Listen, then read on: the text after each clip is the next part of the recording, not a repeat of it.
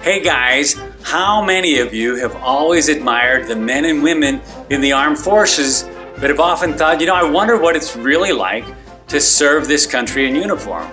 Well, if that's the case, you're in luck, because that's exactly what we're going to cover next on this Veterans Day bonus session of Manly Moments. How do I look?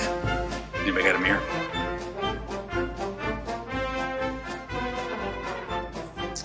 Well, let me start off by thanking you veterans who are watching today. I am so grateful for your sacrifice in serving our country. And even though I personally don't have a military background, my family is filled with a rich military heritage. My dad was a staff sergeant who served and fought in Europe during World War II. And my grandpa was in the Army during World War I. In fact, believe it or not, my great-grandpa at age 14 served as a drummer boy in the Civil War.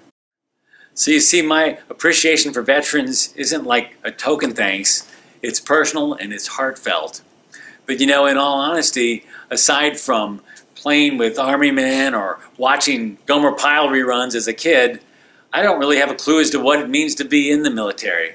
Fortunately, I know someone who does. It's my good friend and Army veteran, Jason Smith. How's it going, Moose? Doing great. Glad to be here. Well, first things first, how did you get the nickname Moose? When I got over to Germany to 1st Battalion 10th Special Forces Group, the guy I was replacing actually tried to give me his Volkswagen Golf.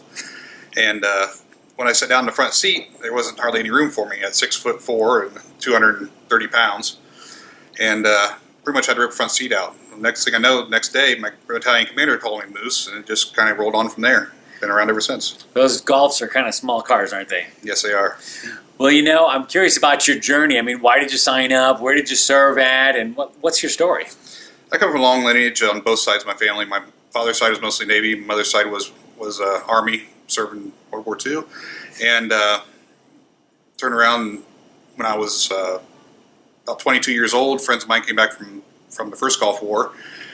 Talked me into going down to a recruiting station, hanging out with them a little bit. Next thing I know, I'm joining the Army. And spent most of my time at Fort Bragg, and then 2 years at Fort Bragg, and then headed off to Germany, where I spent the rest of my 12 years. Wow. Well, now that we have a little context and appreciation for your background, I'm curious if you have any memories or stories you'd like to share with us. Well, I got to go skiing on a Hoth planet.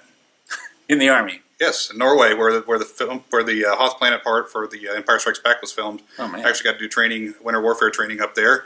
I also got to learn to ski downhill with the Austrian Olympic ski team. You must have worked out quite the deal with that recruiter.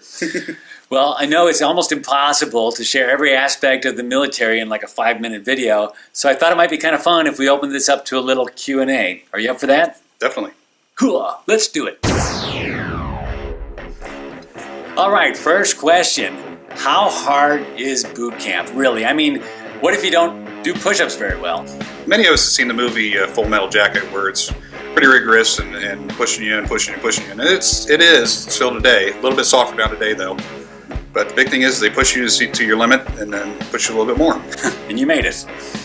Well, I'm curious also, is the military kind of like a last resort for most, or quite the opposite? I mean, do people enjoy it, or are they all dying to get out of there?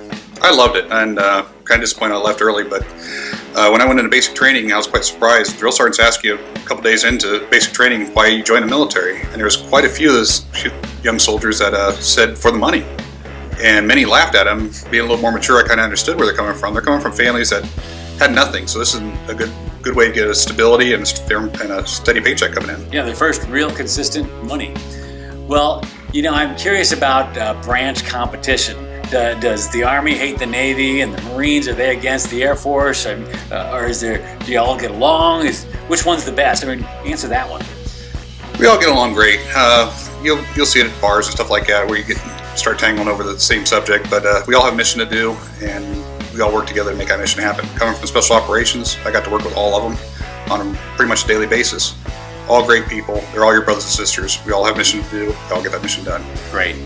Well, when I think of the Air Force, I know it's in the air, and I think of the Navy, I know it's at the sea, and I think of the Army on land, but can you tell me what's the difference between like the Army and the Marines? Well, somebody needs to come and mop up after the Army, of course. But Marines, great guys. They're ones that come in, knock it out and get out of there. A lot of times the Army will come in and stick around for a while. Wow. Well, last question. What do people in the military like yourself think about civilians who like to dress with maybe like Army attire? Many don't mind it, but personally, it's not for me. Oh. Well, I mean, like these camel pants are what I wear for when I like to like duck hunt. You duck hunt? No, but I'm thinking about it, so. Drop and give me 20. Yes, sir. Oh, wait a minute. I'm not even in the Army. You drop down and give me 20. Excuse me? Hey, look at the time. Thanks, Moose, for being here today. Don't forget to give a thumbs up if you like this video. And even more important, be sure to thank a veteran. And we will see you next time for another installment of Manly Moments.